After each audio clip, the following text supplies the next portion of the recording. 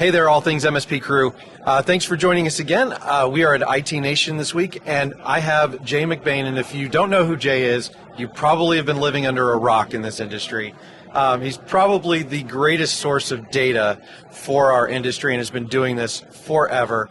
And I know it was extremely helpful when I was running my MSP to read the things that you were putting out and the stuff that you were helping MSPs with, and just giving the overview of what this industry is doing, not based on gut necessarily, but based on data. I mean, there's some gut involved too, and I trust your gut, by the way, and it's done me well. But what are some of the things that are happening now in the channel, big numbers that are affecting us? Yeah, so it's always that thing. No one has a crystal ball. No one can predict the future. Right. But there's an interesting thing. I used to be part of the World Future Society when I was a part of IBM. Right. When we're doing things like defeating Kasparov in chess and playing Jeopardy, when we were thinking about teleportation. But I learned something very interesting about predicting the future. All of the future, the trains are already on the tracks, and they're picking up speed. Right. All you're doing as a futurist is trying to predict the speed that they're increasing and where they're going to be at a certain time. Right. So if you want to talk 3, 5, or 10 years, all you're doing is trying to, where's Gen AI going to be? Where's this going to be? But let's answer your question. So the world economy this year is $105 trillion. Wow. 193 countries, really big number. Our industry is 5% of that.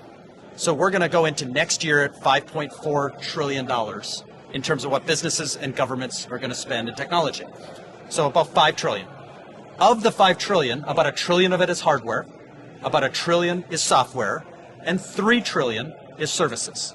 So service is the biggest part of the pie. Not only the biggest, here's the plot twist. Services are growing faster than hardware and software. We're so caught up with, in a lot of cases, vendors. It's in the news every day. This morning, NVIDIA became the biggest company in the world, overtaking Apple. Really? So that's why my stock is doing so well today. We get fixated on kind of the products in our market. Right. We're growing faster. Services are outgrowing the total. Now, back to this kind of $5 trillion pie chart. Inside that big services number, managed services next year will be $608 billion. To put that in perspective, how big that is, it's for every business, from the smallest business to the largest enterprise, every government, 15 cents out of every dollar now that they spend is in a managed contract. Now, is that just managed IT, or does that include the broader range of managed services? It's the broader range of managed services. Okay. This is, managing a PC environment at a small client, right up to what the Bank of America or the federal government's doing. Okay. With Kyndryl or somebody. Right. So this is a broad range. It's also not all MSPs. There's 337,000 companies now with at least one managed contract. If you ask how many MSPs there are, whether you use, I like to use 30% recurring revenue or above. Okay. Because there's not very many 100% pure play MSPs. It's almost impossible. No, because you're always going to have projects. You're going to have a project, you're going to have a resell, you're going to have something that builds up your revenue. So if you use 30%, there's 86,000, what I'll say, kind of pure play MSPs. That means that out of the 337,000, there's 250,000 non-MSPs. Every GSI, every accountant, every digital agency, ISVs, VARs, everybody. There's 20 other types of companies who now have managed contracts because 82% of customers demand it. Managed services is growing faster than regular services. So I'll just kind of from the top again, just to put that $608 billion in context again, the SaaS industry that gets all the love on Wall Street. Right. Salesforce, ServiceNow, Workday, Marketo, NetSuite, HubSpot. These are just darling companies. Right. If you added all 250,000 SaaS companies together, we're twice the size. If you added the hyperscalers, if you took AWS, Microsoft, and Google, they're all worth $3-4 trillion today. If you added all the hyperscalers together, we're twice the size. So this is big. That really puts things into perspective and really tells the story that even the small MSP has huge opportunity. Correct. In this market. Correct. And it's only getting bigger because it's growing faster than just about anything else. Correct. So all the hardware and software that customer is procuring to fix problems, they're actually spending more to actually weave it all together, implement it, integrate it, all the consulting, design. There's hundreds of things that we do every day that's, kind of pulling this together, which kind of leads to, if we move away from numbers, how's everything changing now that this dynamic is here? And we talked about an interesting one, and I think this is worth talking about because this is going to affect how you do marketing, how you deliver your services, how you create your service stack. So, Jay, I know there's a big change coming in who the buyer is. So who is that new buyer? Yeah, so by the end of this year, we're within a month or so now of a millennial born after 1982 being the majority buyer of that $5 trillion tech industry, both by quantity of buyer and budget. So the greater likelihood now is that you're going to be facing off with a buyer who's born after 1982. And if you have children that are millennial aged, or if you have employees that are millennial aged, I don't have to say there's a different psychology, different behaviors, absolutely, different customer journey. But here's a couple things we do know. Because the SaaS industry that I just talked about has actually had this buyer for a few years, about 3 years now. So we know a lot. We can study and measure a lot about this new buyer. One, they're digital first, or they're digital only. Gartner just did a survey, and 75% of them don't want to talk to a human. And see, that is huge. That is so different from the way you and I grew up. Correct. Interfacing with companies and vendors and all of that kind of thing. So what are some of the things that an MSP can do to meet millennials where they are? Yeah, so the first thing is just understand a little bit of the research.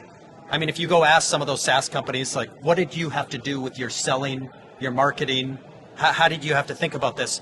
So I'll just give you some tips. One is, that digital first. Like, they'll go buy a car, which is the second most expensive thing. Millennials can't really afford houses, so it might be the most expensive thing they buy. Right.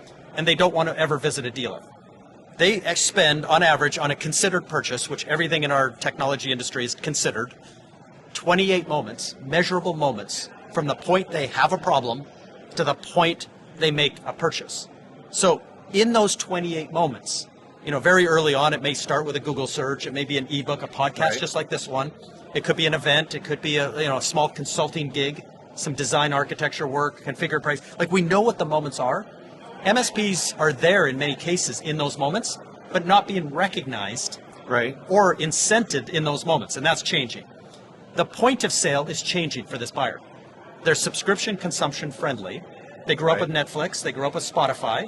They're actually okay paying $1 a month for a toothbrush for the rest of their life and getting a new toothbrush, just auto funded. So with that, they've also become marketplace friendly. One of the most accurate predictions we ever made 5 years ago was that digital marketplaces are going to grow at 86% compounded. They're almost going to double every year. AWS is going to come from almost nowhere to be a top 10 distributor in the world, along the likes of TD SYNNEX, Ingram. And with the way they're growing now, they'll probably be a top 5 within the next couple of years. So they're digital marketplace friendly. We'll talk more about that as a trend. Okay. But then they're also, the criteria changed. This is the most important thing I can say.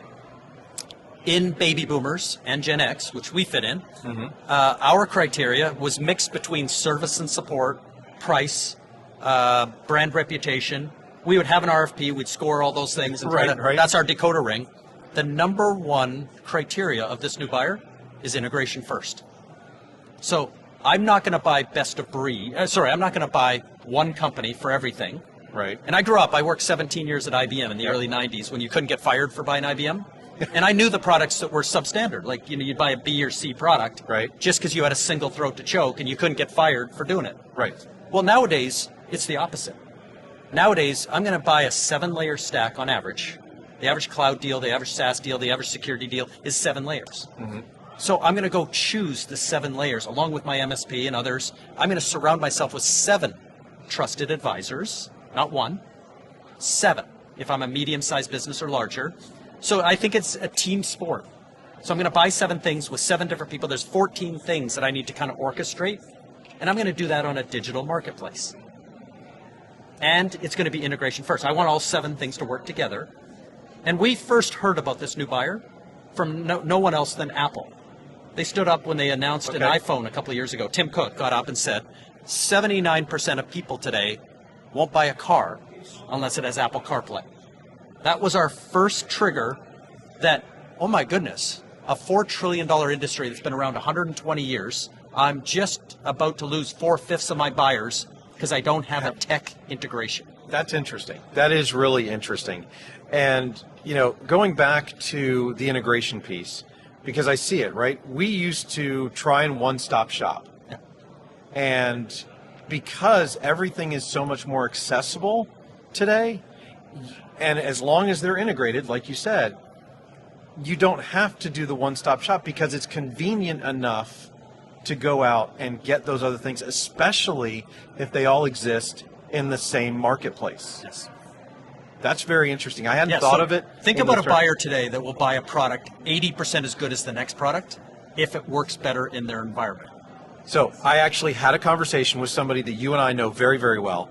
I just don't want to call him out on the show. I'll tell you later. Throw him under the bus. Who decided to make a switch from a product that is probably best of breed in market to something else because of the experience and because of the integration. Yes. So that's your new buyer. So here we are, different criteria, different psychology, different buying journey, but this buyer is very friendly to managed services. 82% of them Because they grew up in the subscription are very model. friendly to people who can support them, and they're very friendly with this every 30 days forever type of recurring contract. So it bodes well for our industry. The managed services industry is growing at double digits last year, this year, next year, and probably for the next 10 years. I don't see an end to this new shaping up demographics, and the new economics of partnering have all been a hand that we've been dealt is a really good right. Well, that's really interesting. And MSPs, that is something that they're really going to have to adjust to when it comes to serving this new type of client, because it's so, just the things that you've described and the way you've laid it out shows just a dramatic change in, what we used to do. Right. And I don't remember if I'm going to correct, and you probably do. 28 moments seems like a lot. What was it? What is it for Gen X? Yeah. Well, there's the point. If I go back to baby boomers, and let's pull it out of tech. Let's go back to cars, because everybody's bought a car. Right. Our parents or our grandparents might have just drove their Chevy or Ford to the dealership to talk to Larry, and Larry's been serving the family for generations. Right. And they're ready to, hand in the keys and work a deal on the new one. Yep. So they kind of skipped the 28 moments. There wasn't a digital journey back then. Well, they could. There was no internet. Right. So you went and talked to Larry at the dealership, who's been serving, and we'll buy Chevy or Ford or Dodge or whatever until the day we die. Right. So this new generation is, no, I'm not driving to the dealer. I actually don't want to talk to the dealers. I don't want to talk to a human. Right. So 81% of them will start with a Google search. And the first thing you find out when buying a car is there's 365 kinds of car. That's how many brands. That's a true number. So there's one for every day of the year. So if you wanted to test drive all the brands, like a Honda Civic, a Honda Accord, a Honda Prelude, all the brands, there's 365 test drives you have to go on. So guess what? You start to narrow. How am I going to narrow this? There's all these kind of how do I get to the point where I think I need a new car to I need a mid-size Japanese SUV? So thank God I've taken it from 365 down to 9. Right. So now there's nine in my category, but I'm not ready for 9 test drives, and I don't want to talk to 9 salespeople. Right. Oh, yeah. So now I'm going to start to narrow. So what am I going to do? I'm going to listen to podcasts just like this one. I'm going to be on YouTube watching those mid-size SUVs race some Tesla dude on YouTube. Right. I'm going to be consuming so much. Everything I consume is one moment. I go to YouTube, that's a moment. I read, an ebook, that's one moment. If I listen to this podcast, that's a moment. They're all measurable moments. But there comes a point in time where I do have it narrowed down to the 3, a Honda, Toyota, Nissan, whatever it is. And it's now, that might be the first time I ever go to the manufacturer's website and say, I'm going to configure, price, and quote these things. What options, what colors, Without what rims. a human. So now you're in a CPQ without a human. Right. It's all digital. I'm getting my price. Then, I'm not going to just take that and go buy the car. I'm going to start to go get the invoice price of what the dealer's paying. I'm getting smart now. Right. I go to those websites. The last 1,000 people who bought that car within a 50-mile radius, what was the bottom line price? What's the bell curve of, what I can negotiate here? And then the next thing I'm going to do, another moment, I'm going to go get the back-end rebates. Okay, here we are in November. Is it better to buy the car in November or December 1st? Is there going to be a year-end rebate that I can go save another $1,000? So all of a sudden, I don't need the dealership anymore. I'm smarter about the car technically than anybody in the dealership, my particular car I want. Right. I'm smarter about the deal than the manager who they're going to try to get me the deal. Because you've already looked at all the other deals. Because I've looked at every one of the 1,000 deals and said, I know within $100 how this is going to shake out, but here's the interesting thing. I'll pay you $100 more if you Carvana the thing to my driveway and hand me the key. If I don't have to spend that 8 hours hungry late at night at a dealership going back and forth with getting me the deal, just put it on my driveway, hand me the keys, and drive off the old one. Yeah, and by the way, self-driving cars, if the thing at 3 a.m. could drive itself to go get new tires, and I don't have to talk to a service, they would do it. I would do it. This is the new buyer. So it's interesting because our 19-year-old daughter just bought her first car. Nice. And it actually happens to be a Japanese midsize SUV. Hey! So I called it. You did. And so what did she buy? She bought a Nissan Rogue. Perfect. My daughter bought a Nissan Altima. Which is funny because now we have two of the exact same car in the driveway, except one is blue and one is black. You guys are going rogue. We are. And then I have my little Frontier. So we're a Nissan family through and through. But I do recognize a lot of those steps that she went through while she was doing that. However, I do wish I would have thought of the looking up the 1,000 deals from the area. Yeah, and that's just data. Like they come to analysts like us, right, and say for the crowdsourcing, IT Nation, let's bring together 7,000 people, even if we're competitors, and let's have stories, and let's help each other. Let's all boats rise. Yep. This is just this is kind of a two-sided network that says by taking a couple minutes to upload my invoice and how I negotiated, I'm going to help the next 1,000 people. And the next time I go to buy a car, the next 1,000 people are going to help me. So, it's very interesting. There's then the crowdsourcing aspect of it, which we've seen in a lot of different things. Yeah. That's really interesting. So as we kind of close this out, what can an MSP do with now that knowledge? What should they be doing to change their business, their plans to accommodate that new buyer? Yeah, so I would say the world is becoming a team sport. We grew up in this industry, and there's many walking by at the moment that talked about this singular trusted advisor, right? This single throat to choke. Right. When there's 28 moments, you don't own all 28 of them. And that's the big difference. So it behooves you the next time you go see your client, if they allow you to, flip back on the guest book. There's an 80% chance that everybody that's signing in is talking tech. The accounting firm, the digital agency, the lawyer who's signing in, everybody signing in is having a technology conversation, probably in a line of business. They're not doing what you do. It's not competitive. Right. Because they're doing their marketing campaign. They're not setting up security and backup and setting up generative AI and all the pieces that go into that campaign. So there's probably a 1 + 1 = 3 with everyone in that guest book at every one of your current clients. And now we're getting into the whole ecosystem thing that you talk about. What if I can share? Remember the 1,000 things if I can upload?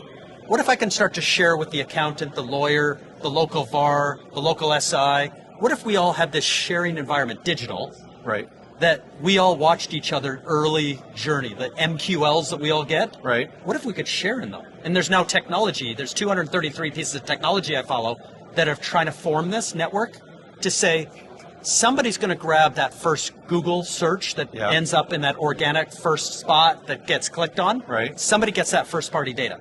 There's going to be companies that get second-party data. Third-party data is going away. The cookies and all that stuff is going away. Right. So the world is going to be all first and second-party data. And I want to find, and in sales, that the earlier you see a deal, the better your chances of winning because you can guide the customer for the rest of the way. Yep. You can write the RFP with them. You Correct. can kind of. So in that world I might be the first one if I'm doing good marketing. Yep. If I'm doing the ebooks, the podcast, if I'm doing social, search, syndicated content, if I'm doing all the right things, I might be first. But if I'm not, I have a network of people that might be first that are willing to share with me. And we can all work this customer and delight them, and we can all share in the benefits. That's amazing. So, Jay, I really do appreciate you stopping by today. Really great to get a chance to talk to you. I know we don't do this enough. hopefully we'll be able to do it more in the future. All right. Thank you so much.